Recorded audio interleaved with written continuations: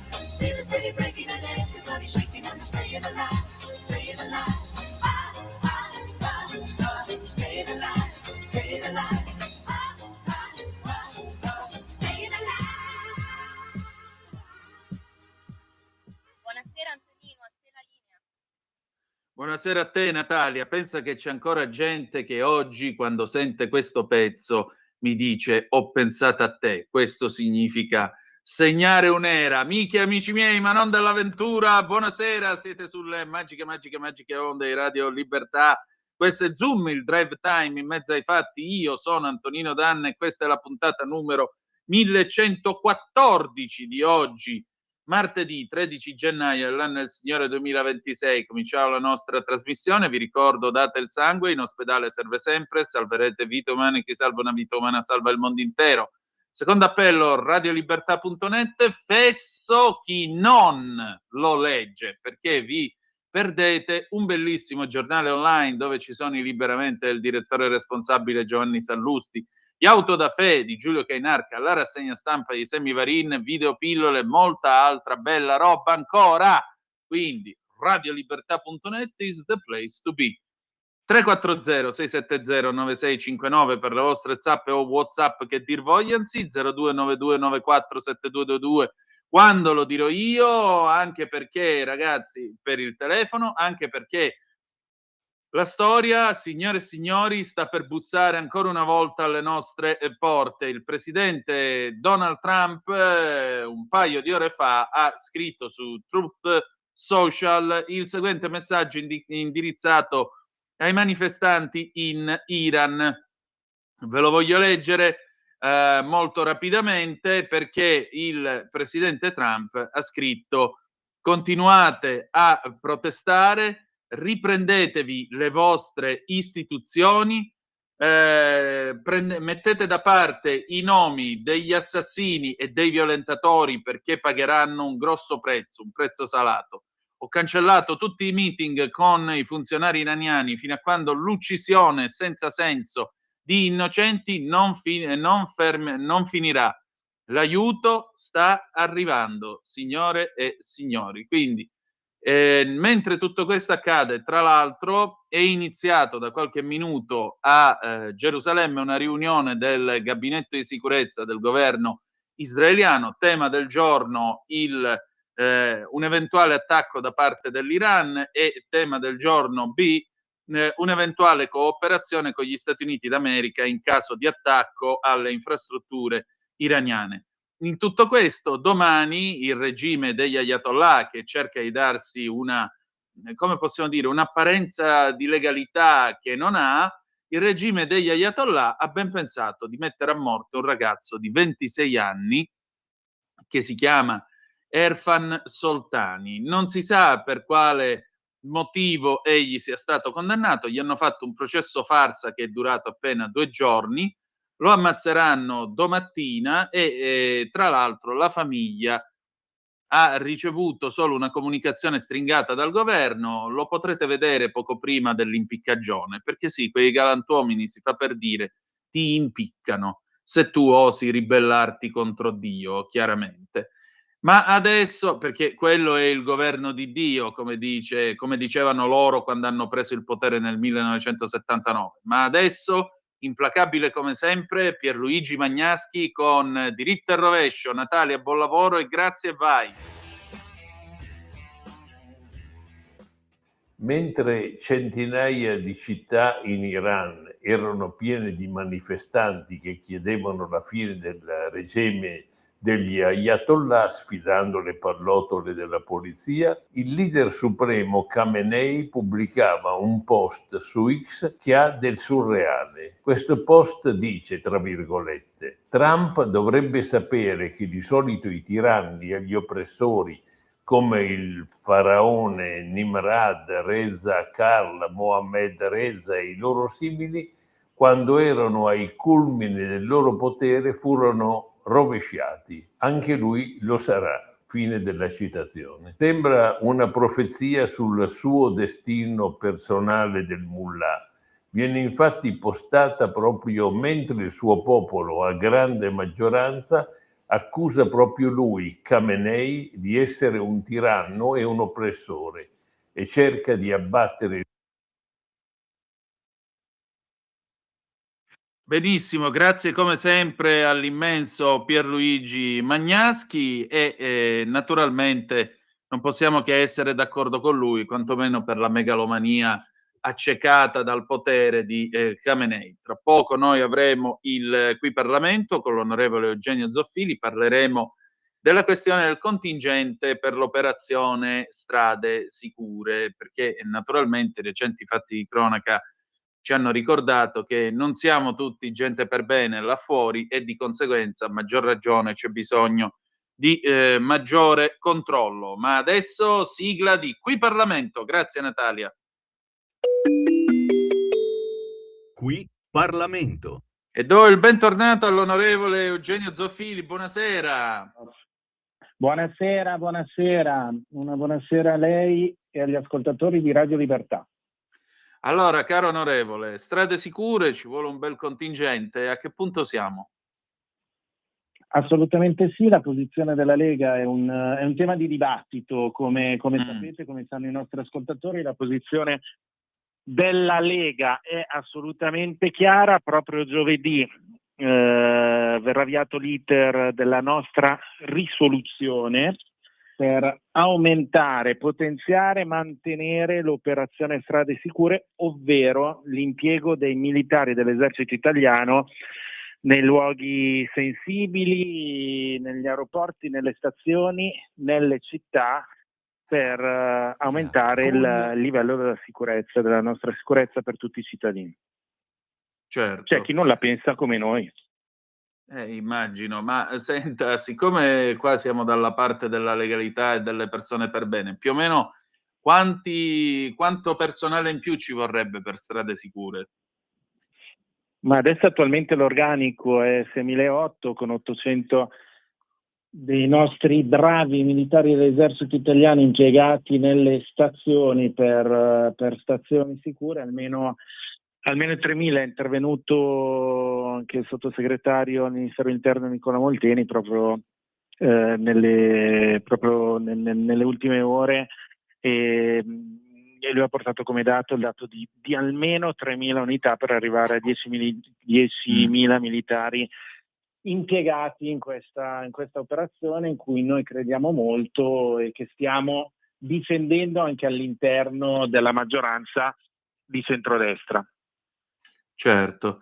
Senta, onorevole, noi abbiamo visto casi abbastanza clamorosi come il povero Capotreno, ucciso ad appena 34 anni da un tizio, un croato, che circolava in questo paese da 2 anni indisturbato, con un bel coltello addosso e così via. Ma è possibile che in questo paese non riusciamo a trovare una soluzione a drammi del genere? La soluzione va assolutamente trovata. Io sono vicino ed esprimo grande solidarietà e sentita solidarietà alla famiglia del Capotreno.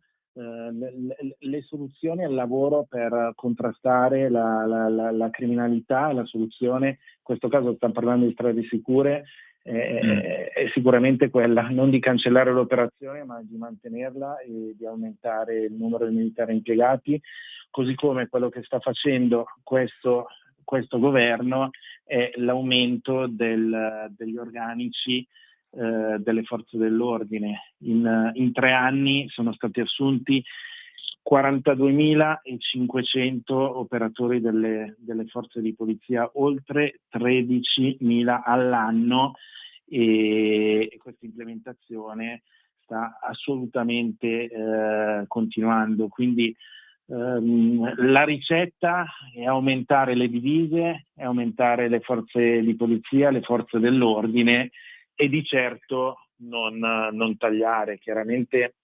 ereditiamo, se penso anche a strade sicure, nel governo Conte 2 erano stati tagliati 1.800 militari, questo governo li ha ripristinati e ha stabilizzato anche la copertura economica per questa operazione fino al 2027. Ereditiamo i porti aperti della sinistra, e la Lega, proprio con Matteo Salvini e i suoi porti chiusi, che l'hanno portato a processo per aver difeso i confini del nostro paese, insomma la dimostrazione tangibile e concreta di quanto noi stiamo cercando di dare il massimo, con il massimo dell'impegno, per tutelare il nostro paese e tutelare i cittadini, ed è la dimostrazione di quanto noi purtroppo hanno fatto di male altri, e adesso ne stiamo pagando le conseguenze, ma abbiamo la testa dura, siamo molto determinati e si lavora ogni giorno e ogni ora per aumentare il livello di sicurezza, che vuol dire insomma libertà di poter circolare, di poter vivere tranquilli, e questo gli italiani, i cittadini italiani se lo meritano assolutamente. Onorevole, per concludere, quali saranno i suoi prossimi impegni? Prossimo impegno sicuramente, data importante a segnare sul calendario, è giovedì per quanto riguarda la sicurezza, vista anche sotto il profilo, sono capogruppo in Commissione Difesa, quindi come vi ho detto lì illustrerò la nostra risoluzione e lavoreremo per difendere in modo costruttivo e positivo questa operazione, che è assolutamente ben apprezzata dai cittadini. Guardi, poi io faccio anche il consigliere comunale a Erba, in provincia di Como. Nella nostra provincia, proprio a Erba, sono impiegati i militari di Strade Sicure, funzionano. Li ringrazio tutti, non solo quelli della provincia di Como, ma chi lavora per questa operazione, le nostre divise che lavorano da nord a sud al fianco delle forze dell'ordine. Quindi il mio obiettivo prossimo, impegno principale, è proprio quello per cui sto lavorando in queste ore, ci sto lavorando da tempo. Molto bene, allora onorevole, io le auguro buon lavoro e al piacere di risentirci presto. Certo, un saluto a Radio Libertà, ai suoi ascoltatori, a lei e alla regia. Grazie. Grazie ancora. Noi ci fermiamo, pubblicità e poi Martin de Vandellas, Nowhere to Run, 1965, a tra poco. Qui Parlamento. Stai ascoltando Radio Libertà, la tua voce libera, senza filtri né censure, la tua radio. Lo amiamo perché ci offre sempre le cose più buone e naturali. Linea Alberto Acerbis. Problemi respiratori, tosse, raffreddore, tosse secca, tosse grassa. Abbiamo il prodotto che ti può aiutare. Bronco Free, la soluzione bevibile alla bava di lumaca, timo, verbena, altea, papavero e marrubio.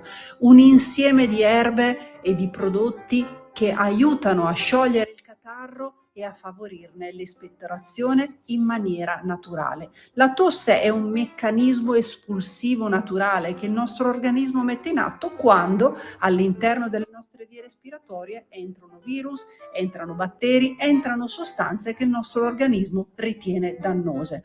Come fare per calmare la tosse? Bisogna sciogliere il catarro e favorirne l'espettorazione attraverso un mucolitico naturale. La bava di lumaca, infatti, attraverso gli enzimi litici in essa contenuti, aiuta a sciogliere appunto il catarro e aiuta la sua espulsione. Abbiamo un'offerta straordinaria per voi stamattina. Se dite ascolto Radio Libertà e chiamate lo 030 68 40 408, 3 flaconi di Bronco Free a 59 euro, e se dite ascolto Radio Libertà voi non pagate le spese di trasporto e in più avete uno splendido omaggio. Chiamate adesso 030 68 40 408.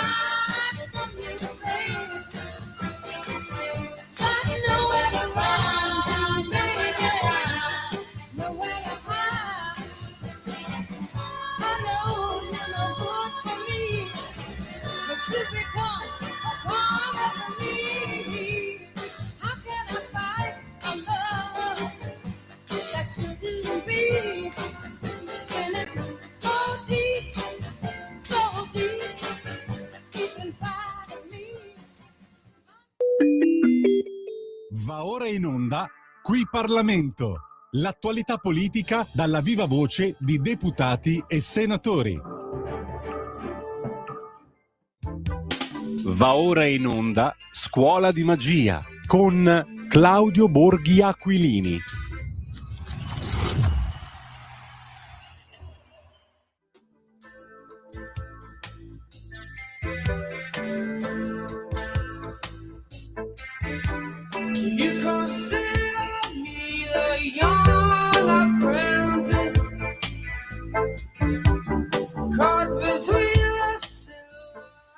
Buonasera, a voi la linea. Grazie Natalia, alle 18 e quasi 34 minuti sulle magiche onde di Radio Libertà. Antonino Danna al microfono con voi. Adesso diamo il bentornato al padrone di casa, che è il senatore Claudio Borghi Aquilini, con un aggiornamento che arriva adesso da Iran International. Il Canada mezz'ora fa ha battuto su X il seguente messaggio: tutti i cittadini canadesi in Iran devono andarsene adesso. Se gli è sicuro farlo, per uscire via terra dal paese ci sono l'Armenia e la Turchia, dove non è richiesto visto per entrare. Questo è quanto. Io ho l'impressione che qualcuno stanotte a Teheran balla la samba. Buonasera senatore. Buonasera a voi. Come va? Allora, buon anno. Buon anno e tanti auguri. Ben ritornati alla scuola di magia, e qui mi sa che ce ne vuole tanta di spiegazione sulla magia, perché quelli che noi pensavamo fossero i trucchi normali stanno andando fuori scala, no? Perché, come avete visto, stanno succedendo cose che erano inimmaginabili fino a non molto tempo fa, e se su alcune cose a un certo punto uno può avere le sue opinioni, se sia meglio o meno avere un regime come quello di Maduro, oppure se sia accettabile, no? Come metodo, che si vada semplicemente a prelevare un capo di Stato nella notte con gli elicotteri, no? E via andare.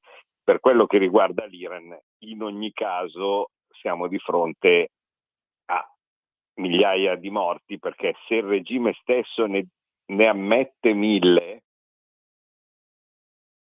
capite che probabilmente le cose sono molto peggiori. Indubbiamente. Perché insomma, io ho preferito e preferisco non parlare, no, di questa cosa, perché è totalmente inutile prendere e dire la propria prima di sapere effettivamente che cosa è successo, no? E cosa sta succedendo. Però capite appunto che una cosa è dire vabbè, la propaganda che sta dicendo che ci sono 1 milione di morti, in realtà non ce ne sta neanche mezzo, sono tutti tranquilli. Ma se il regime ammette che ci sono 1000 morti negli scontri, io non so se sono 12.000 come si dice, ma è già 1000, sono 1000 di troppo. Sì. Adesso noi siamo, come dire, il nostro livello di civiltà è tale per cui siamo anestetizzati, e sappiamo che anche solo un morto negli scontri provoca una reazione fortissima, no? Ci ricordiamo il G8 di Genova, insomma, no? Cioè, tanto per dirne una. Stiamo parlando di giorni di scontri, giusti o sbagliati che fossero, no? E c'è stata una vittima, e sulla base di quella vittima è stato detto di tutto. Ora, capite che uno non può pensare che sia una cosa normale che per delle proteste ci siano anche soltanto il numero di morti dichiarati dal regime di Teheran, no? Cioè, e quindi insomma stiamo vedendo altri episodi di questo periodo, che ovviamente rimarrà nei libri di storia, no? Come una specie di guerra mondiale anomala, perché stiamo vedendo delle situazioni militari o da guerra civile che coinvolgono tutto il mondo, e non sappiamo neanche più quando si fermano, perché ogni settimana c'è qualcosa.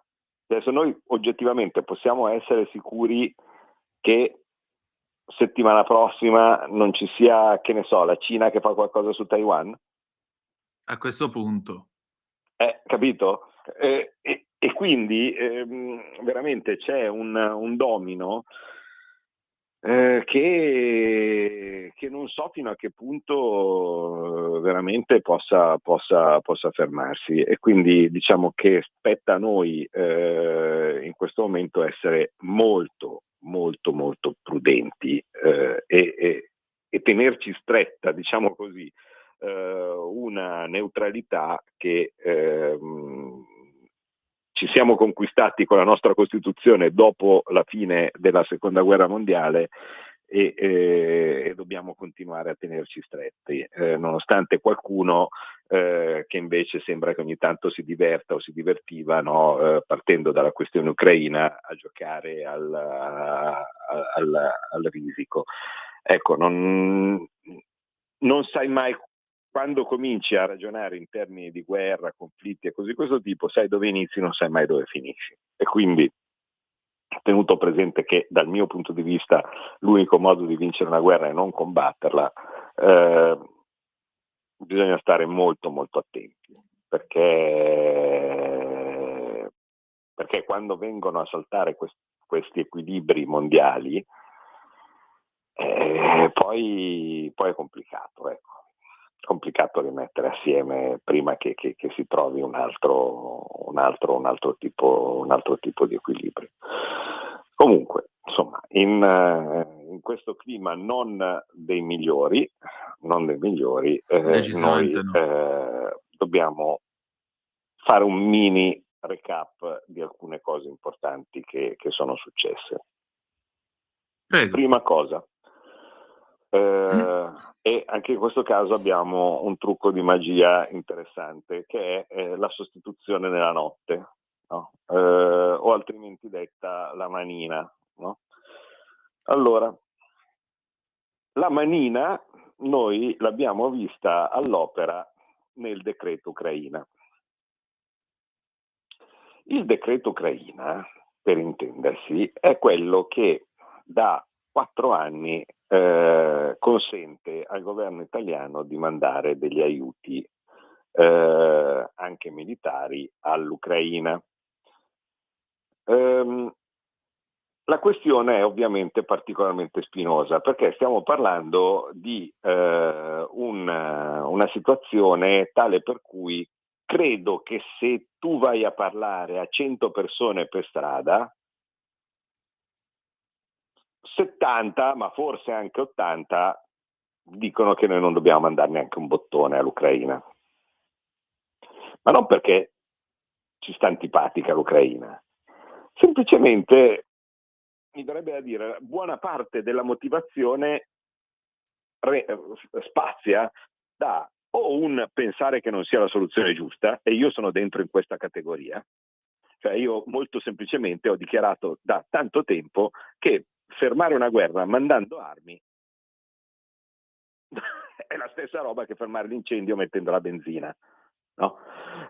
E quindi non è così, cioè nel senso, anzi paradossalmente in teoria tu dovresti poter intervenire al fianco di uno dei due contendenti per chiuderla in fretta, facendogliela vincere in fretta di solito. Questa è l'unica maniera che mi viene in mente dove un intervento dove tu metti armi limita, no, l'entità di una guerra, ma altrimenti continuare a sostenere la parte in questo momento più debole, anche se ha ragione, cioè entrare nella ragione, nel torto e cose di questo tipo è una cosa che non spetta a noi non siamo i giudici del mondo, no, o similari, ma in ogni caso devi capire cos'è il punto d'arrivo, perché altrimenti se tu continui a sostenere una parte che è evidentemente più debole nel conflitto, mi spiace ma la stai illudendo.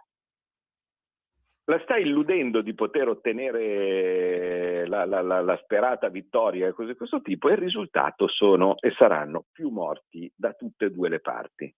Cioè come tenere acceso un tritacarne, no? che continua a macinare morti senza che ci sia delle possibilità di cambiarlo poi l'esito, no? di questo conflitto. Questo è quello che io ho detto da 3 anni a questa parte e guarda caso è 3 anni che invece va esattamente come pensavo io. Cioè, sono a verbale un tot di mie dichiarazioni dove dico ma guardate che non è che io sono putiniano, pagato da Putin con i rubli o cose di questo tipo, io ti sto semplicemente dicendo che l'anno scorso chiuderla lì avrebbe portato un risultato migliore per l'Ucraina rispetto che chiuderla quest'anno, e l'anno prossimo sarà peggiore per l'Ucraina rispetto a quest'anno. Poi di mezzo ci sarà un sacco di gente che ci avrà guadagnato, perché fanno gli intermediari sulle armi, perché fanno i contrabbandieri, perché fanno i corrotti, perché fanno quel cazzo che vogliono, ma ci sarà dei poveri ragazzi che finiranno morti per niente al fronte, e senza ottenere particolari risultati, se non rallentare un qualcosa che però questo rallentamento è ottenuto al costo di morti e feriti e invalidi e così questo tipo, che non si capisce perché. Questo qui come la penso io, non sto dicendo che sia giusto o sbagliato, poi c'è altri che invece ragionano in termini anche più utilitaristici, del tipo: ma noi facciamo delle manovre che sono tutto sommato austere, no? E così via, perché dobbiamo, per far quadrare i conti, andare a tagliare poco dove potremmo avere più tagli di tasse, dobbiamo andare a mettere dentro degli arrotondamenti di tasse quando invece si dice che non ne devi mettere, similari, e dall'altra parte mandiamo invece degli aiuti all'Ucraina, e invece dovremmo essere prima noi rispetto agli ucraini. Anche questo ovviamente è un'opinione che deve essere rispettata, ma quale che siano le motivazioni, il risultato è che, secondo me, una buona maggioranza, diciamo così, degli italiani di sta roba qua, di prendere e mandare le armi in Ucraina, non è contentissima. Allora, essendo che noi in un modo o nell'altro questa cosa la stiamo facendo presente da tanto tempo, pur consapevoli che il sostegno all'Ucraina è dentro nel programma di centrodestra su cui tutti siamo stati eletti, cioè questo non possiamo dimenticarlo, no? È vero che erano momenti differenti, è vero che c'era al momento una consapevolezza minore, ed era una guerra, virgolette, appena iniziata nel 22 rispetto alla guerra di trincea che è diventata adesso, no? Però fatto sta che in ogni caso questo impegno nel programma elettorale di centrodestra c'era, perché molto banalmente senza questo impegno non ci sarebbe stato il centrodestra, perché è la prima cosa che Fratelli d'Italia ha posto come condizione. A seguito di questo c'è stato un passaggio ulteriore, perché all'epoca si diceva sì, vabbè, ma la gente non sapeva che Fratelli d'Italia avesse questa priorità, no? Similari, tutti votavano Fratelli d'Italia perché era il partito che non era insieme nel mortifero governo Draghi, no? E quindi questo era l'unico motivo. Se avessimo saputo che loro erano pro Zelensky, pro Ucraina, pro quello che vuoi, non avrebbero preso i voti che hanno preso. Questa era l'obiezione che veniva fatta grosso modo nel 23. Però dopodiché ci sono state le elezioni europee, dove ho partecipato anch'io. Io nel mio slogan, se ben vi ricordate, seppur ovviamente la mia è una candidatura di servizio, no? E quindi non è che ci ho puntato chissà che cosa, io cercavo ovviamente di aiutare i miei colleghi che invece insomma puntavano alla riconferma. Però uno degli argomenti che mettevo dentro una campagna elettorale era basta armi all'Ucraina. E tutto sommato lo metteva anche nella Lega. Ormai era piuttosto chiaro che noi eravamo contrari a insistere su una cosa che evidentemente stava dando dei risultati opposti rispetto a quello che si aspetta chi punta alla pace, no? Però ci sono state le europee e in quel caso non c'era più possibilità di dire ma non me ne accorgevo, ma non sapevo. Anche in quel caso chi ha preso più voti? Fratelli d'Italia, e in ogni caso poi i partiti che hanno sempre detto di essere favorevoli alle armi all'Ucraina. Quindi chi ha rabbia dicendo no, deve finire subito questa cosa delle armi all'Ucraina, si scontra con quella piccola cosa che si chiama democrazia e risultati elettorali. Volevi cercare di farla finire prima, no? La fornitura delle armi all'Ucraina, invece di dare il 9% alla Lega, di cui ringraziamo, dovevi dargli il 19% alla Lega. Ma è evidente che se tu continui a dare la maggioranza, tu corpo elettorale, a dare la maggioranza al partito che ha come firma quello di dire bisogna dare sempre il sostegno all'Ucraina, è evidente che avrai il sostegno all'Ucraina, in qualche modo devi cercare di limitarlo. Come abbiamo tentato di limitarlo? Abbiamo tentato di limitarlo chiedendo, perché alla fine va bene essere un partner di minoranza in una all'interno di una maggioranza, però esistiamo. E quello che abbiamo chiesto con forza era di segnare una discontinuità. Vorrei che vi ricordaste che cosa era successo. Avevamo detto, voi ripresentate ancora per l'ennesima volta il decreto per le armi all'Ucraina e noi non lo votiamo se è uguale, no? È ovvio che non abbiamo nessuna voglia di far cadere il governo, perché se tu fai cadere il governo non è che poi dopo risolviamo il problema mondiale, perché innanzitutto la questione dell'Ucraina, Russia e così tipo non dipende certo da quello che gli manda l'Italia. Perché io credo che le armi mandate fino adesso dall'Italia siano un millesimo rispetto a quelle che sono state utilizzate fino adesso per lo scontro. Io poi sono uno di quelli che le guarda, queste armi, quando vengono mandate, perché sapete che l'unico organismo in Italia che è autorizzato a vedere la lista delle armi che vengono mandate è il Copasir. Io capita che sia all'interno del Copasir, quindi io sono uno dei 11 ovviamente insieme con il Ministro della Difesa, che sa che cosa viene mandato. E con tutto che ovviamente abbiamo fatto 12 pacchetti, ma secondo me le sorti, mettiamola così, le sorti della guerra Ucraina-Russia non dipendono strettamente da quanto gli abbiamo mandato noi. Credo che il fronte così via lo stanno tenendo con armi mandate da altri. E a questo punto però, in ogni caso, noi proprio per coerenza e per avere, dato che so se vi ricordate la dichiarazione di voto che avevo fatto io l'anno scorso, avevo detto guardate che voi continuate a dire che dando le armi poi dopo lo si porta finalmente al tavolo di pace in una situazione di pareggio. Non funzionerà così, continuerete a semplicemente far andare avanti la guerra senza portare una delle due parti al tavolo di pace, perché al tavolo di pace ci vai quando pensi in qualche maniera di non avere tante possibilità. Se tu continui a illudere qualcuno invece di avere delle gran possibilità per il futuro, andrai avanti a tentare vite. Questo è quello che gli avevo detto tranquillamente in aula. No, ma il tempo che ci vuole per arrivare al tavolo di pace va bene. Risultato, un altro anno è andato avanti così. E quindi siamo andati a dire ai nostri gentili alleati di Fratelli d'Italia che non l'avremmo più votato, semplicemente riproposto così com'era. Ci sono stati dei grossi dialoghi, in certi casi molto intensi, mi verrebbe da dire, e il risultato è che questo decreto è stato modificato. Vale a dire, invece di semplicemente, perché era un decreto molto semplice, dice viene prorogato di un anno la possibilità per il governo di inviare aiuti militari all'Ucraina. In questo caso invece siamo riusciti a ottenere, ed era il massimo che si potesse ottenere nella nostra posizione,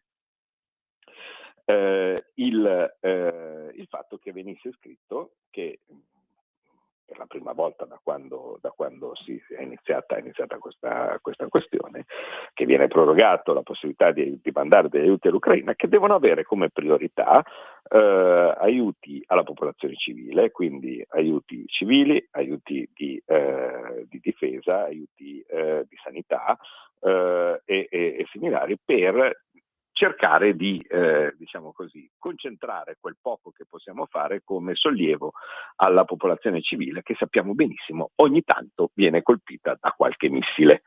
E non è piacevole, secondo me, se tu sei un bambino, un una donna o così di questo tipo che se ne sta bella tranquilla a casa sua, che a seguito di una guerra in cui probabilmente farebbero volentieri a meno, no? Essere presi con la casa che viene bombardata o similari. Io penso che nessuno anche in Lega sia contento di vedere un bambino bombardato di questo tipo, e quindi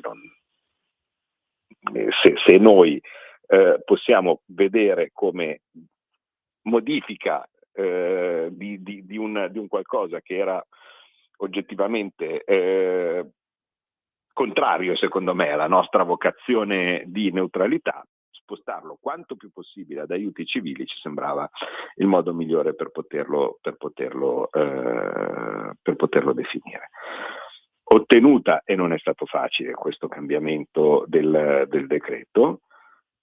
E cos'è successo? Non so se avete notato, no? Che probabilmente qualcuno dei nostri carissimi alleati, no, di maggioranza, tollerando poco che i giornali, le agenzie e così via dicessero che c'era stata una vittoria della Lega, che quindi aveva ottenuto il cambiamento del decreto in modo tale che ci fossero più aiuti civili, più aiuti sanitari, no, e così via all'interno di quelli che eventualmente, perché è un'autorizzazione, non è una decisione, che eventualmente in futuro avremmo mandato, ha ben pensato di fare una cosa intelligente,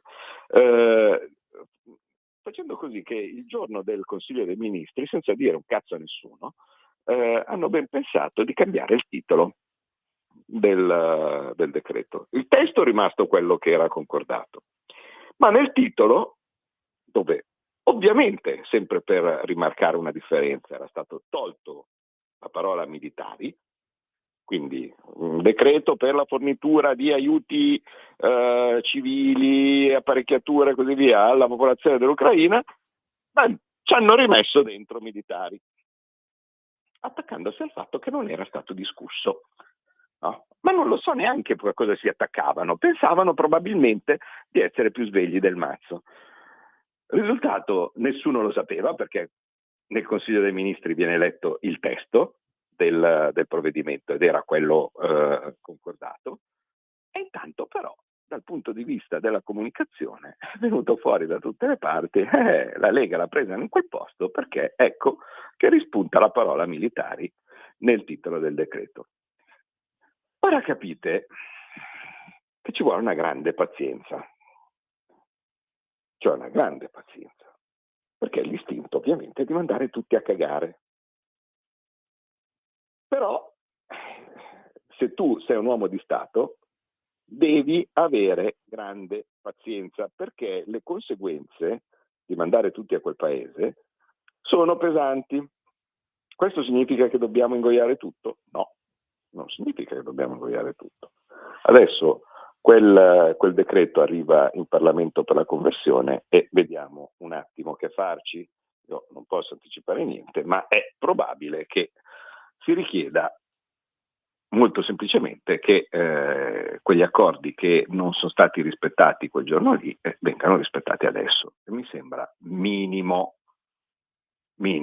perché la correttezza, secondo me, fra alleati, ma in generale, insomma, quando si parla di politica, deve essere prima di tutto: non siamo lì a giocare. Io non lo so come la pensano i nostri ascoltatori da questo punto di vista, perché uno può anche pensare, ma chi se ne frega, una parola, no? Poi dopo in realtà quello che conta è il testo, e che è quello che ho detto per fare un minimo di buon viso a cattivo gioco, no? Quando è venuta fuori questa cosa. Ho detto, vabbè, l'importante è il testo, poi lo possono anche chiamare Pippo. Ma il punto è la correttezza. Cioè, all'interno di una compagine di alleati, se viene a mancare la correttezza, non è bello. E non è che si può anche continuare semplicemente a dire vabbè, perché poi in realtà abbiamo tutti una responsabilità. Abbiamo tutti una responsabilità di evitare che torni il PD al governo, che così ci becchiamo un altro bel Presidente della Repubblica di sinistra, quindi ci facciamo 10 anni.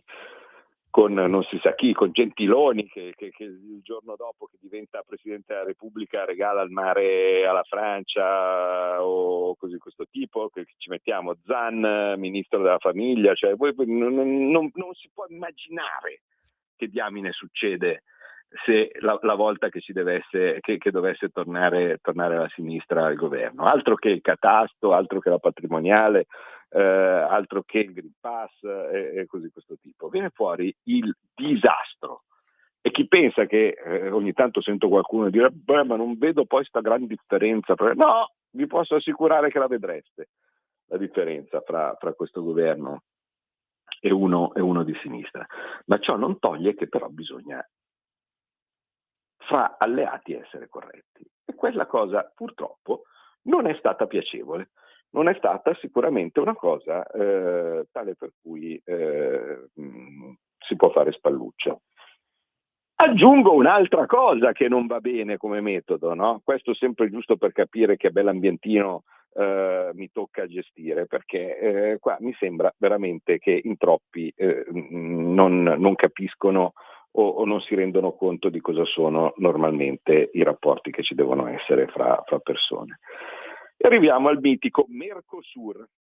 Sì. Il Mercosur che cos'è? Un accordo di libero scambio con il Sud America. Ora, gli accordi di libero scambio sono favorevoli per qualcuno e negativi per altri. Nello specifico, la situazione all'interno dell'Unione Europea era piuttosto chiara. Il Sud America è forte nell'agricoltura, è debole nella manifattura. La Germania, molto favorevole a un accordo di libero scambio con il Sud America, perché? Perché dice, così facendo, io posso esportare le mie automobili, i miei macchinari, no? E così di questo tipo, ho un grosso mercato di sbocco addizionale, no? D'altra parte, cosa coltivo? Patate, e quindi non ho particolari problemi di concorrenza a mia volta per l'aspetto agricolo, cioè vale a dire dove il Sud America è forte, e quindi io da questo accordo ho solo vantaggi. Comprensibile.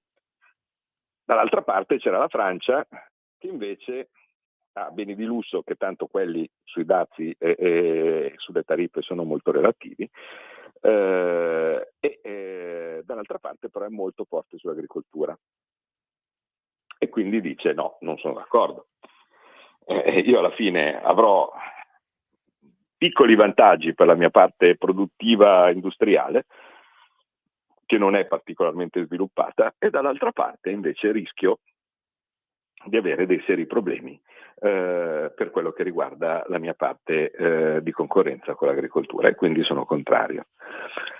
Di mezzo c'era l'Italia, con aspetti contrastanti, perché noi abbiamo sia una forte manifattura, quindi piccole, medie, grandi imprese meccaniche e così via, che sarebbero contenti di avere un mercato di sbocco facilitato, e d'altra parte noi esportiamo, quindi un mercato addizionale di sbocco sicuramente piacerebbe a tante imprese che oltretutto, diciamo così, hanno vissuto lo spavento, perché in realtà poi i dati si stanno dimostrando come non particolarmente negativi, lo spavento dei dazi americani. E quindi tanti piccoli, medi produttori, Confindustria, con FAPI, cioè diciamo quelli delle piccole e medie imprese, premevano per l'approvazione del Mercosur, contando di poter espandere la propria produzione e di avere dei mercati di sbocco. Gli agricoltori, con tutta una serie di aspetti variegati, perché non tutti credono di essere minacciati dalla produzione sudamericana, però qualcuno sì, erano un po' invece erano più preoccupati. Il risultato è che alla fine veniva fuori sempre una posizione diciamo un po' neutra dell'Italia. A quanto pare, dopo aver fatto tutti i colloqui possibili con associazioni di categoria e cose di questo tipo, il geniale ministro dell'agricoltura, che è nostro, che è Lollobrigida, ha valutato che dopo aver parlato con tutti, le associazioni e così via, per noi fosse più conveniente che sconveniente. E è andato e l'ha approvato in sede di Coreper. Ecco, questa qui è una cosa che a me dà ai matti, se mi posso permettere, perché c'è un cacchio di luogo che è deputato a discutere e dove si mettono le posizioni in tutti i modi su un tavolo, e si chiama Parlamento. Credete che ci sia mai stata una discussione? Aspetta, Pronto? Aspetta, Ne approfitto allora, 10 secondi di pausa, senatore. Sì, va. Ehi tu, non trovi più il segnale di Radio Libertà sulla tua radio DAB? Non disperarti, risintonizza! Sì, ma come? È facile, tasto menu, poi scegli il tasto corrispondente alla ricerca automatica dei canali, attendi qualche minuto e tutte le stazioni DAB della tua zona saranno disponibili. Grazie, rieccoci le 19, 5 minuti e 10 secondi sulle magiche onde di Radio Libertà. Antonino Danna al microfono con voi, con il senatore Claudio Borghi Aquilini, che però deve essere caduto. Quindi Natalia, appena lo recuperiamo, Ecco, allora, aspettiamo di recuperarla al telefono. Io però vi leggo alcune zappe che voi avete mandato al 340-670-9659. Date più funzione ai militari, mi scrive qualcuno che non si firma, per esempio potere di identificare le persone, segnalarle alle forze di polizia, emettere verbali ai sensi del codice della strada, solo articoli con sanzioni amministrative o pecuniarie.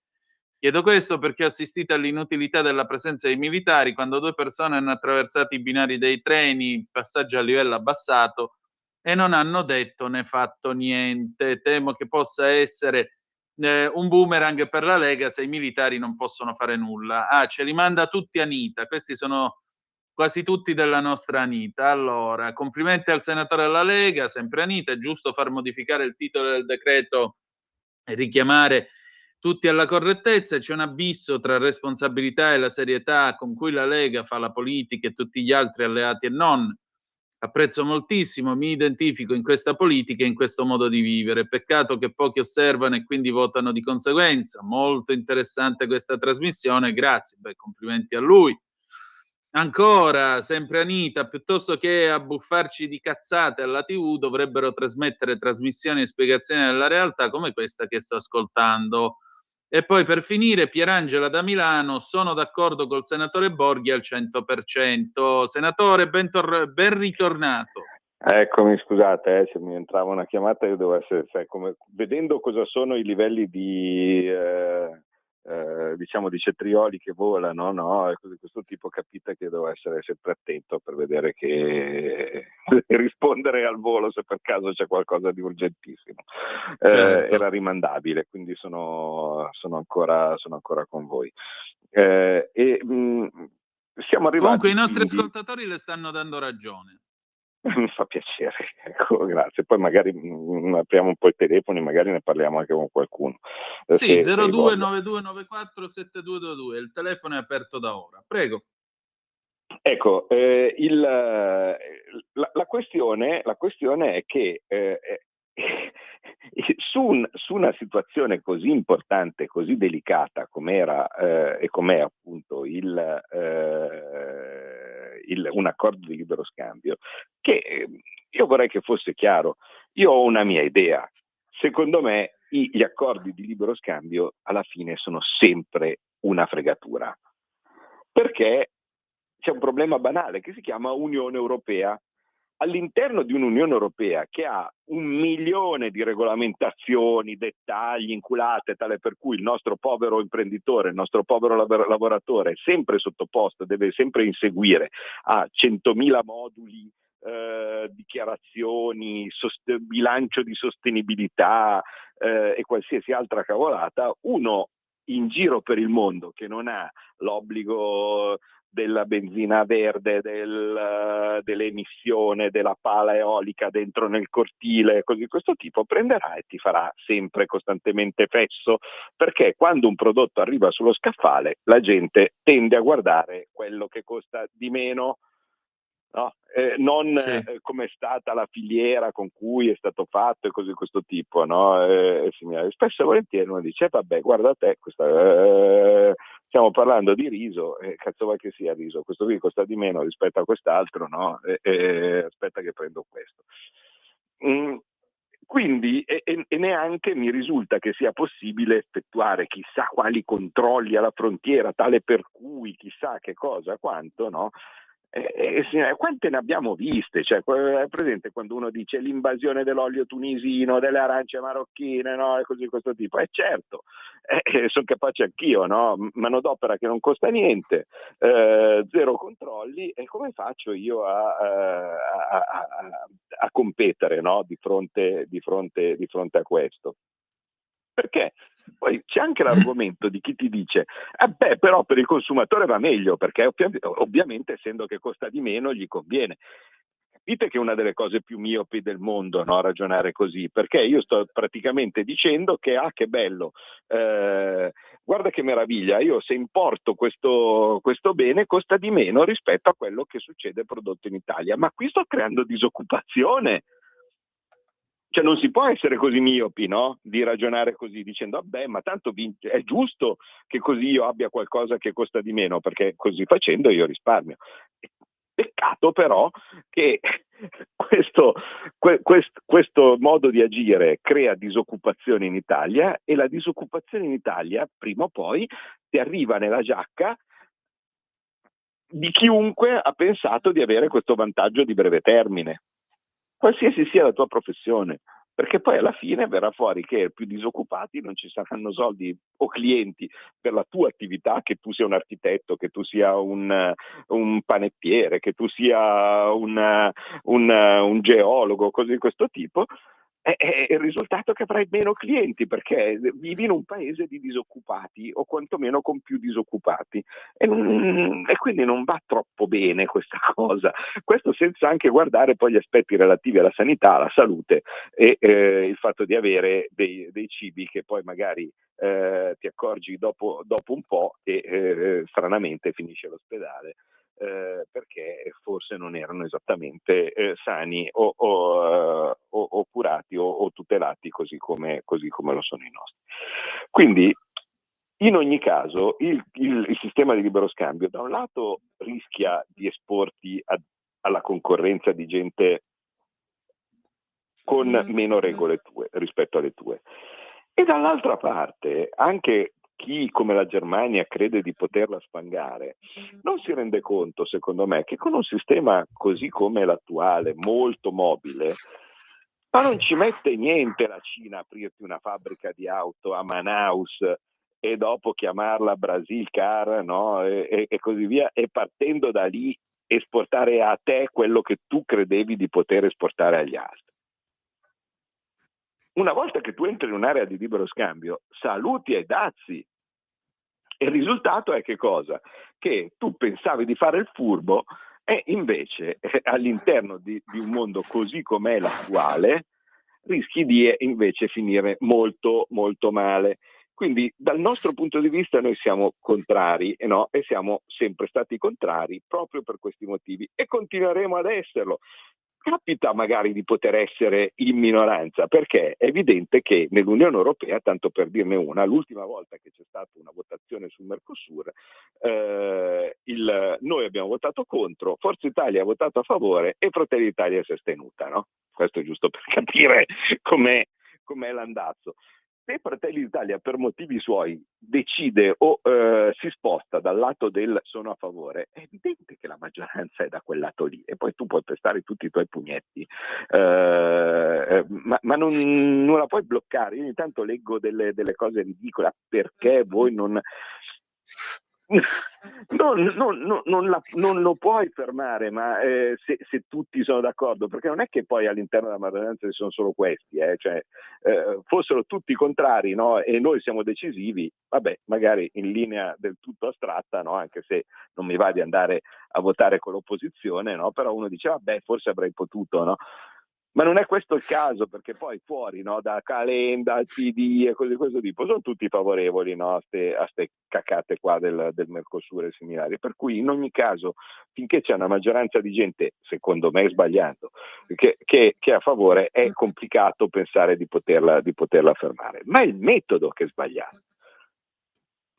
Prima ne parli in Parlamento. Prima ne parli in Parlamento, si registrano le posizioni, mi lasci votare contro, no? E dopo verifichi che invece la maggioranza è a favore, vai a dare il tuo assenso in Unione Europea dicendo guarda, sì, siamo a favore. Invece andare senza chiedere nulla a nessuno sulla base di sì, tanto secondo me le posizioni sono queste, magari saranno anche quelle, ma ci sono i posti per dimostrarli. E quindi capite che si è scivolati su delle cose che non sono piacevoli. Perché poi certo tu passi per la gente e dici ma noi siamo contrari, siamo contrari, benissimo, e perché l'hanno approvato? Perché non ci hanno chiesto? Vabbè, ma allora non conti un cazzo.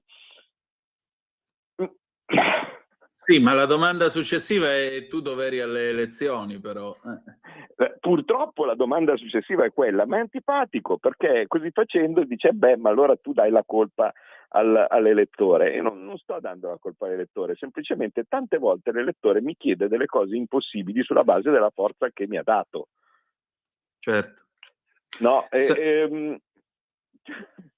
cioè non so come dire, no? Se mi metti a giocare una partita di calcio in 4 contro 10, presumibilmente sta partita la perdo. Poi tu potrai anche dire vabbè, ma in campo c'eri tu e dovevi vincerla, no? Questa partita. In certi casi purtroppo è impossibile, cioè veramente il desiderio dell'elettore di far cadere il governo quando sei all'opposizione, no? Questa è un'altra roba tipica. Quando eravamo all'opposizione, tante volte i nostri elettori ci chiedevano fate cadere il governo.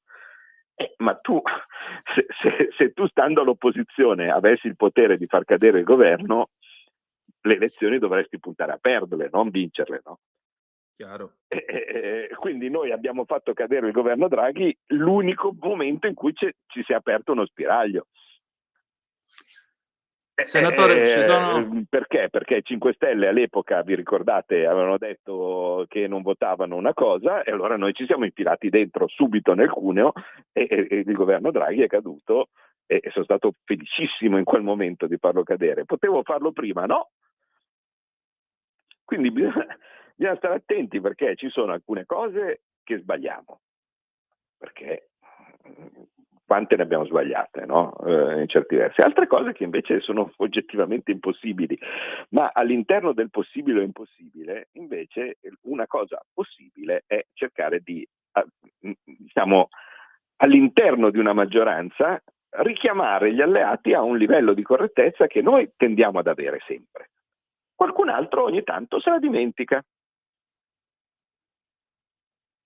Conscio delle responsabilità che abbiamo, proprio perché nessuno ha voglia di far tornare al governo il PD, Zan, Lorenzin, Schlein, Conte, Frattoianni e via di incubi, no? E così via. Non basta ovviamente sempre dire vabbè, ma gli altri sono peggio, no? Noi dobbiamo cercare di essere meglio, noi dobbiamo cercare di essere quello che i nostri elettori si aspettano che noi sappiamo, anche perché l'elettorato di centrodestra è esigente, mentre loro votano sempre, qualsiasi cosa, gli possono cancellare l'articolo 18, possono fare tutto il contrario rispetto a quello che si aspettavano, e tanto loro, quando si tratta di votare, quelli di sinistra sono lì, belli ordinati, belli tranquilli, e votano. I nostri, che sono molti di più gli elettori di centrodestra, ma sono anche più esigenti. E da una parte può essere titolo di vanto, noi non siamo mica dei pecoroni come loro. Bene, ma dall'altra parte però basta essere consci che questo essere esigenti in certi casi porta a delle situazioni complicate e contrarie rispetto a quelle che magari si vorrebbero avere. Quindi non so se si capisce un po' la mia frustrazione, no? Per cercare di riuscire in qualche maniera a avere a che fare di questa situazione che vorrei che fosse migliore rispetto a quella che è. E che è un peccato, perché in un modo o nell'altro tante cose alla fine nei caselle giuste vanno, cioè alla fine, non so, tanto per fare un esempio, la famosa sistemazione della proprietà delle riserve auree. E caspita, quella era una roba che soltanto grazie a questo governo siamo riusciti a farla, ed vi assicuro che è una cosa più importante di quello che sembra. Quindi non è che non si fa niente, si fanno cose, però ciononostante preferirei oggettivamente che si capisse meglio che un po' più di correttezza e un pochettino più di dialogo tante volte, no, fra le forze di maggioranza è di interesse di tutti, non la Lega nello specifico, ecco, perché alla fine se poi dopo le cose non funzionano è la squadra intera che perde, no? Non uno.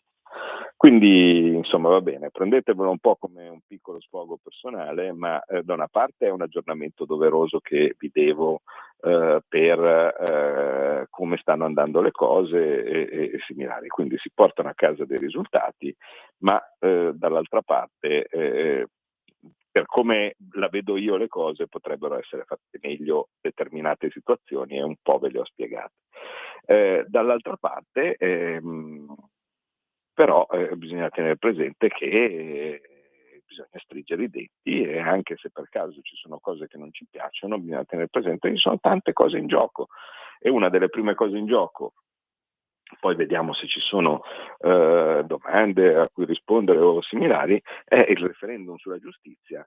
E anche quello, quante volte ci abbiamo provato? Quante volte e non ce l'hanno fatto fare? Le firme raccolte in Bellerio per il referendum sulla separazione delle carriere, poi dopo non c'era il quorum e così questo tipo. Ecco, adesso invece il referendum che ci sarà a marzo sarà un referendum confermativo, quindi significa che la legge l'abbiamo già fatta. È una legge importantissima perché prevede sia la separazione delle carriere, ma soprattutto il sorteggio all'interno del CSM, quindi significa la fine delle correnti in magistratura, quindi basta dell'influenza di magistratura democratica che fa il bello e il cattivo tempo sull'ordinamento dei magistrati, e che costringe anche bravissimi magistrati, perché io sono convinto che la stragrande maggioranza è persone che non hanno particolari interessi politici, sono lì a fare bene il loro lavoro e basta, però in certi casi, no, il fatto di avere un sistema che è politicizzato dove non dovrebbe essere politicizzato, perché il sistema per politicizzare le cose è il Parlamento, anche in questo caso, non il Consiglio Superiore della Magistratura. Quindi la discussione tra chi ha idee politiche diverse si chiama Parlamento, gli altri no. Nel momento stesso in cui ci sono discussioni per idee politiche diverse, si deve passare per elezioni. No? Invece, in quel caso lì, avevamo un Consiglio Superiore della Magistratura che, senza chiedere l'opinione dei cittadini, aveva una sua posizione politica, e non è il caso. Ecco, così facendo, col sistema del sorteggio, un po' brutale come soluzione, ma almeno risolviamo alla radice questo problema. E quindi capite quanto è importante. In questo caso è il referendum confermativo, quindi significa che chi ha un voto in più fra sì e no vince. Se vincono i sì, questa riforma passa. Se vincono i no, rimane tutto così com'è, col PM, col Garlasco, con la giustizia fatta un tanto al pezzo, con la magistratura politicizzata, con Salvini che viene accusato di sequestro di persona se blocca gli sbarchi, no? E così via. E quindi ogni tanto quando sento qualcuno, ma io non sono tanto contento di voi come state governando e quindi non vado a votare anche in questo momento, cascano le braccia, perché non c'entra niente la politica, così. In questo caso è per te, cioè l'interesse che tu devi avere nell'andare a migliorare il sistema della giustizia tocca direttamente la tua vita, non la mia. Non è che ogni tanto veramente c'ho alcuni degli elettori che non sono andato a votare per darti un segnale che non sono contento. Ma quale segnale? Ma quale segnale? Cioè alla fine si entra nella spirale, no? Cioè quindi io ti do meno forza, così facendo, dato che ti do meno forza tu non riesci a incidere, così sono ancora meno contento e così ti voto di meno la volta successiva, e dall'altra parte hai delle legioni invece di soggetti, no? Quelli di sinistra con la loro scheda in mano che se la depositano costantemente. E in questo caso per la giustizia, ragazzi, è una questione di tutti.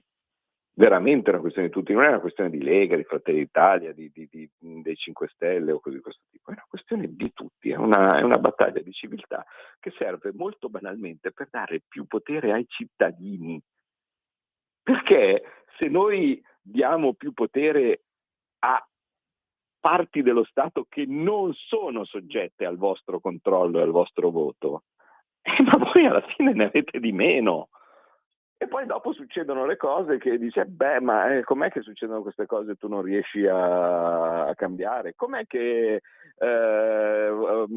tu stai facendo le leggi anti-immigrazione, no? E però non succede come io vorrei, perché magari dall'altra parte c'hai il giudice pro migranti, no? Che invece te li libera tutti o così via, come la ricordate, no? La leggendaria giudice apostolico, quella che stava lì quando c'era la Carola Rackete che cercava di sbarcare, no? Insieme con i comitati del più sbarchi per tutti. Ecco, cioè, questo è.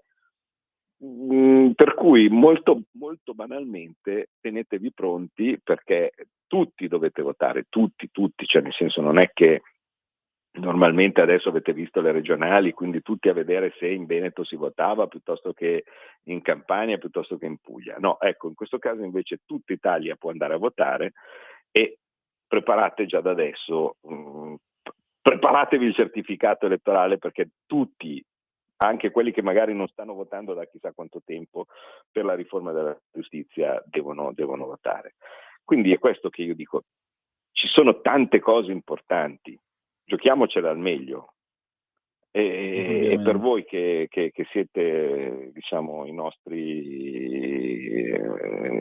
elettori, e quindi quelli che siete quelli che noi dobbiamo rappresentare, quanta più forza ci date per potervi rappresentare al meglio e meglio riusciamo a fare il nostro lavoro.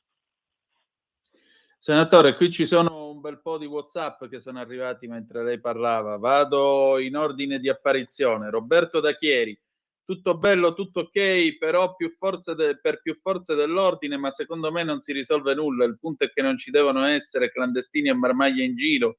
Possibile che ci sono persone senza documenti e senza dimora in Italia da anni e tutti si voltano dall'altra parte? Ancora, Mary: ma come concilia Giorgia la sacralità democratica del Parlamento con la decisione unilaterale di un suo uomo senza uno straccio di discussione parlamentare? Su, prof, l'Unione ha detto che vigila, Lollo ci ha creduto. Ancora, Max: Lollobrigida parlava di sovranità alimentare, cucina italiana, patrimonio UNESCO, complimenti per la trasmissione. Ancora Anita: osservo che non raramente c'è una grande irresponsabilità / superficialità dell'elettore nello scegliere chi votare o addirittura se andare o no a votare. Qui in Occidente siamo come porci binchiati di democrazia. Cosa sono i porci binchiati? Anita, ma che è sta roba? Che coraggio, forza Borghi, ad affrontare la politica così, davvero una speranza. Mary, la grande posta in gioco nel breve futuro è l'elezione del Presidente della Repubblica. E poi Pierangela da Milano, per il referendum allertata anche mia figlia che si trova in Australia. Si vota sì. Quindi, come vede, caro senatore, mi pare che le idee siano abbastanza chiare. Bene, mi fa piacere davvero sentire che in tanti hanno ancora un minimo di passione di politica, e mi dà sempre tanto coraggio e tanta soddisfazione, insomma, parlare con voi, e ogni volta che per strada o seminari, insomma, mi fermano, anche magari per dirmi che secondo loro non ho ragione, che sarebbe meglio, ma va bene così, cioè, capisco, sicuramente è meglio essere vivi che essere passivi, no? Cioè pensare sempre che non cambia niente, che tanto è tutto uguale, che tanto chi se ne frega. Ecco, così è la maniera migliore per rendere effettivamente vero questa cosa, no? Che non cambia niente, no? È possibile cambiare. Per quanto riguarda la preoccupazione del primo ascoltatore relativo ai clandestini e ai delinquenti che popolano le nostre strade, ma caspita, è evidente che questo deve essere la prima preoccupazione, no? Mi permetto di ricordare che noi abbiamo una persona che, con tutti i difetti che può avere, ma sul curriculum c'ha che ha azzerato gli sbarchi, si chiama Matteo Salvini. Ora, anche in questo caso stiamo parlando di rapporti di forza. È evidente che se noi avessimo avuto una percentuale più alta, avremmo avuto la possibilità di noi di dare le carte in termini dei ruoli. Invece abbiamo dovuto subire il discorso di ma è sotto processo, ma insomma così, questo tipo, e quindi vedete che tutto torna anche con la giustizia, no? E così via, perché alla fine il perché succedono le cose è costituito da tutta una serie di ingredienti, da tutta una serie di situazioni, no? Che portano a un esito che spesso e volentieri non è il migliore che noi possiamo immaginare.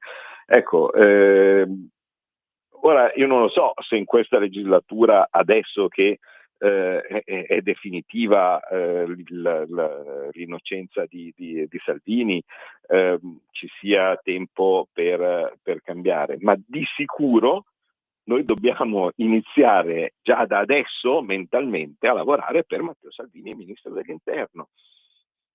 Ma non perché è un fenomeno, semplicemente perché per fare determinate scelte bisogna essere quel minimo sconsiderati, diciamo così, avere quel coraggio di poter dare determinati ordini, come è stato il caso di Salvini, dicendo quelle navi non devono sbarcare, quelle ONG non devono sbarcare, ma non era semplice dare quegli ordini, tant'è vero che è finito sotto processo. E la caratteristica di Salvini è proprio quella di avere il coraggio di poter, qualcuno dice la sconsideratezza, bene, ma non importa, quella sana follia, diciamo così, di poter dare determinati ordini in certi casi, no, per ottenere determinati risultati. Quindi noi dobbiamo già adesso cominciare a pensare, ma non perché capisci perché Piantedosi sia incapace, ma Piantedosi è un tecnico fenomenale, un prefetto che era il capo di gabinetto di Salvini quando Salvini era ministro, cioè attenzione, quindi stiamo parlando di uno che diciamo era il realizzatore, no, delle idee di Salvini, quindi insomma è sicuramente bravissimo, ma in certi casi ci vuole un politico per prendere determinate scelte, perché il tecnico sarà uno che magari riuscirà a realizzarle in modo compiuto, ma non necessariamente potrà avere il coraggio di prendere delle decisioni politiche che vanno in ogni caso, qualche volta anche un po' fuori dagli schemi. Perché il servitore dello Stato, il tecnico, il capo di gabinetto, il prefetto, una cosa di questo tipo, è abituato a eseguire all'interno delle regole che la politica gli dà. il bello del politico, la forza del politico è che ha anche la possibilità o la capacità di cambiarle queste regole per interpretare meglio quello che vogliono i cittadini. Sono dei ruoli diversi. Non significa che uno è più intelligente o meno intelligente di un altro, sono due ruoli diversi e vi posso assicurare che io, che ho fatto altre carriere prima di fare politica, questa cosa non l'avevo mica tanto capita prima di iniziare a fare politica. Cioè, vale a dire, la possibilità e il trovarsi a dover fare delle scelte che magari scontentano qualcuno, o la possibilità di andare contro quello che al momento è il set di regole che ti viene messo davanti come unico e impossibile da modificare, è l'essenza della politica. Cioè, riuscire a trovare la possibilità di avere il 50 e passa per cento in modo tale da cambiare una situazione che in apparenza sembra incambiabile, impossibile e immodificabile, e invece fare qualcosa di differente. Questa è l'essenza di fare politica e non la capisci finché sei fuori. Cioè, qualcuno pensa che l'essenza di fare politica sia cantarle giuste, no? Ah, hai visto come gliela cantate? Ecco sì, ma dopo che le hai cantate, se non riesci ad avere il 50%, che cazzo ci fai col canto? Cioè, non ci fai niente. E dall'altra parte uno dice: ah, hai visto come questo l'ha realizzata bene. Benissimo, ma quello che il realizzatore non necessariamente è buon politico, perché ci sono tantissimi uomini all'interno dei ministeri, delle istituzioni e cose di questo tipo che sono degli eccellenti realizzatori che nessun politico saprebbe mai fare. Cioè, io non lo so, stilare magari un testo di legge perfetto con tutti i commi, con tutti i rimandi giusti per la cosa. C'è della gente che lo fa ed è bravissima. All'interno dei legislativi ci sono delle persone che sanno sicuramente scrivere una proposta di legge molto meglio di quella che posso fare io, ma l'idea della proposta di legge spetta a me.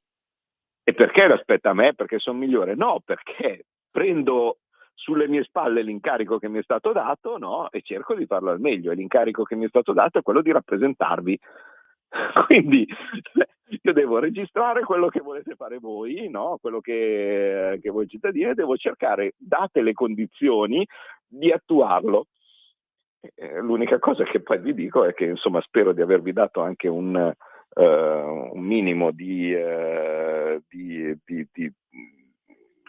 impressione o di capacità di quello che devono essere le possibilità o meno per fare determinate cose. Certe volte non è possibile fare quello che voi vorreste, però sono dei percorsi lunghi e questi percorsi lunghi vanno appunto percorsi.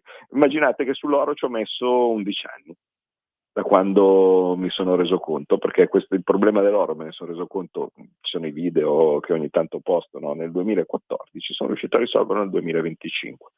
Quindi bisogna avere tanta pazienza e andare avanti anche quando il percorso è complicato e pieno di fango. Senatore, io la ringrazio veramente di cuore, ci ritroviamo allora il 20 di gennaio. Grazie mille a voi. Di nuovo, sigla e torniamo tra poco.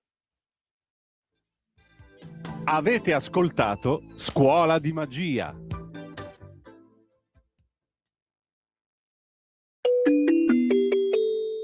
Qui Parlamento. Di nuovo a te la linea. Grazie Natalia, e allora alle 19:37 in questo momento. In questo momento la BBC batte che i giornalisti hanno chiesto al presidente Trump, il quale si è diretto a Detroit, che cosa volesse intendere con il suo post su Truth, che vi ho letto in apertura di trasmissione, dicendo che l'aiuto sta arrivando per i manifestanti iraniani. Secondo l'agenzia stampa Reuters, Trump ha soltanto risposto: beh, siete voi che dovete immaginarvi che cosa significhi, mi dispiace. Il presidente degli Stati Uniti d'America in questo momento è a Detroit, Michigan, per un discorso sull'economia del paese. 0292947222, il telefono è aperto. Pronto, chi è là? Eccomi, Michele Caruso. Ciao Michele. Bonsoir à tout le monde, un saluto noblesse oblige, madame et monsieur, comment ça va bien, ladies and gentlemen, welcome a Zoom, il drive time in mezzo ai fatti, sulle magiche onde di Radio Libertà, la Talk Radio con te Antonino Danna. Se vuoi vado con il editoriale. Vai. Il punto di Michele Caruso. L'aggressione statunitense al Venezuela segna la fine definitiva dell'Occidente. Se il genocidio di Gaza e la guerra russo-ucraina non fossero bastati, si celebrano in queste ore i funerali del diritto internazionale tout court, a cui è stato mosso un j'accuse, dall'autodeterminazione dei popoli alle Nazioni Unite, a quel mondo fatto di pace, cooperazione e democrazia che si tentò di costruire in Occidente all'indomani della Seconda Guerra Mondiale. Gli Stati Uniti hanno violato la sovranità di uno Stato indipendente, bombardato civili e rapito il presidente eletto, facendo nulla di più e nulla di meno rispetto alla tanto vituperata Russia dello zar Putin, nel silenzio neppure troppo imbarazzato dell'Europa e del cosiddetto mondo libero e democratico. Tanto per cambiare il governo italiano si è distinto per un formidabile cerchiobottismo da fare invidia ai governi di vita. La Presidente del Consiglio Giorgia Meloni è riuscita a dire sì, che in effetti le bombe sarebbe stato meglio evitarle, magari tornando alle più discrete operazioni di intelligence dei bei vecchi tempi, ma in sostanza l'intervento statunitense è legittimo per via della nobile aspirazione trumpiana ad arginare il narcotraffico.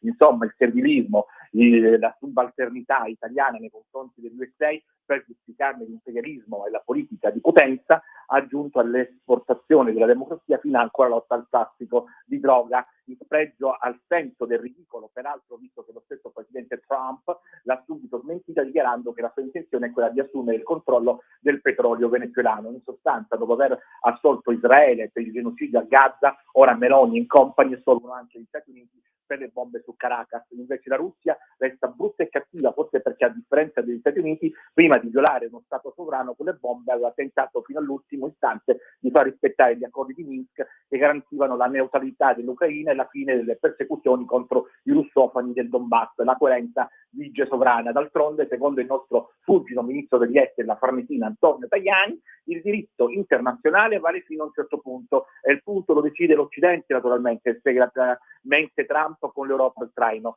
Sarebbe interessante chiedere ai leader nostrani che tanto si freggiano di difendere i valori occidentali contro nemici ad hoc come la Russia, l'Islam, perfino la cultura woke o qualche altra minaccia immaginaria, quali valori preciso siano finiti di custodire. Evidentemente non si riferiscono alle conquiste teoriche dell'illuminismo, dico bene, l'illuminismo, alla pace, ai diritti umani, alla democrazia, al ripudio della violenza, allo Stato di diritto, alla diplomazia, alle libertà fondamentali. Vado a concludere: se si intende il mondo come un insieme di stati che perseguono politiche di potenza in un'ottica imperialistica, in base alla quale è legittimo bombardare altri stati sovrani, massacrare i civili, scegliere a proprio piacimento i governi che devono presiedere altre nazioni a fine di sfruttarne impunemente le risorse, c'è da chiedersi se davvero valga la pena parlare ancora di valori occidentali. A nulla vale che la storia magister vitae, come dicevano gli antichi latini, abbia già dimostrato 2 volte a cosa porta una visione di questo genere, cioè alla guerra mondiale, cioè al governo dei paesi sedicenti democratici non ci sono persone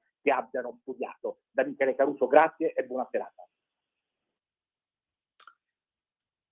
George Bernard Shaw dice che tutto capita a tutti nella vita se c'è abbastanza tempo. A me mancava un omosessuale che difende un dittatore feroce come Maduro, che, secondo quella nota accolita di trampiani fascisti che è, come tutti sanno, Amnesty International, nega qualsiasi potenziale diritto al mondo LGBTQ+, e chi più ne ha più ne metta. Mi mancava questa cosa, ma d'altronde questa è, per fortuna, grazie all'illuminismo citato dal nostro Michele, una delle grandi libertà occidentali che Maduro non consente, la libertà d'espressione, anche quando si dicono delle cose che suonano quantomeno come delle enormità di tipo storico. Va bene, ok, detto questo, le 19:42 minuti e 23 secondi, abbiamo anche una telefonata. Pronto, chi è là? Sì, buonasera Antonino, sono Davis. Davis, e allora? Buonasera. Che passa? Sì, bene, che passa? Appunto, che passa? Che appena sentito il signor Caruso No, ma allora qui, no, ma non ci siamo. C'è ancora tanta gente che non ha capito chi è Maduro. Le elezioni vinte. Ma Ma quali sapete vinte? come ha fatto? Ma dai, ma Caruso, se mi sta sentendo, guarda che le elezioni non le ha neanche fatte Maduro. Quelli che sono andati a votare, le schede gliele ha fatte sparire. Allora, Perché qua, per la come precisione, dicono qua, Maduro ha creato un'assemblea costituente o costituzionale, un'assemblea che non esisteva nel diritto venezuelano e così via, cioè un gruppo di amici suoi che si sono riuniti e hanno votato lui come presidente della Repubblica. Ecco, quando io sento, perdonami Davis, quando io sento Sì. il presidente costituzionale, un capo di Stato rapito, ma capo di Stato di cosa? Allora io pretendo che tu, Marco da Mantova, poi ci mettiamo dentro Alessandro da Bologna, Pier da Riccione, poi chi altri c'è che telefona, Vittorio da Palermo, ecco, vi riunite in quanto comitato costituzionale e voglio che voi mi proclamiate Presidente della Repubblica Italiana, Papa, ma soprattutto Miss Italia Vita, ci tengo. Mister. Lo pretendo, cazzo. Oh. Sì, ma no, veramente non si può sentire. Poi io, qua ragazzi, qua ci sono tanti venezuelani. Io avevo una collega di lavoro venezuelana e mi mostrava le immagini perché era sempre in contatto con la famiglia. Ragazzi, lì si soffre, lì si è sofferto ancora tanto, 8 milioni di scappati, di fuggiti proprio dalla miseria, dalla fame, ragazzi costretti a prostituirsi ma per comprare i pannolini. Tu le hai sentite le puntate con Blanca Bricegno dell'Airesven, gli esuli venezuelani qui in Italia? L'ho sentito, sì, mi piace molto quella dose. Sì. Ecco, in questa radio noi abbiamo dato voce agli oppressi. Noi ce ne possiamo gloriare, mentre gli altri stanno a fare le manifestazioni per Maduro. C'è ancora gente come il signor Caruso, come ieri sera ho sentito il professor Dorsi, ma veramente, ma non si vergogna. Ma questo signore insegna all'università veramente, ma non scherziamo. Ma ragazzi, ma non scherziamo su queste cose, Questi veramente sono in un altro mondo, non sanno, ma parlate con la gente. Parlate, documentatevi. Vabbè, ma scusa, quello che alla venezuelana spiegava che lei era una fascista e che lui aveva la bandiera venezuelana addosso, quello della CGIL, che era una bandiera di umanità, l'ho visto, e che gli esuli sono dei traditori. Quindi, genio, fenomeno.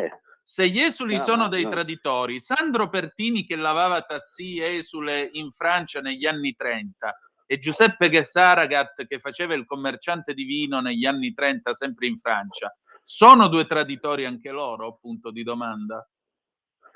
Perché se ragioniamo così, se un esule venezuelano è un traditore, Pertini lo era pure.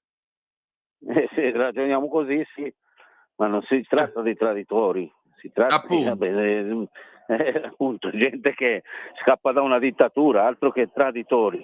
Appunto. Va bene. Comunque prima o poi, ma forse qualche riflessione la faranno questi signori, perché loro hanno aperto un bel po' di libri, sembra, ma non so